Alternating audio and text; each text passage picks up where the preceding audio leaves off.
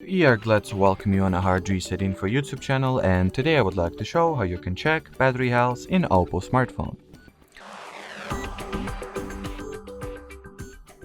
So to start, the universal way to do that is by downloading the free third-party app called Ampere.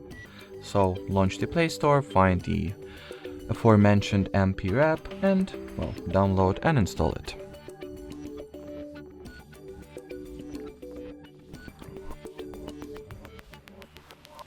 Then, once the app is ready, you gotta go ahead and launch it. In here, agree at the data protection consent, or with the data protection consent. And then, over here, we should have the maximum capacity spec. That actually shows the battery health percentage, but, well, you will need to Google the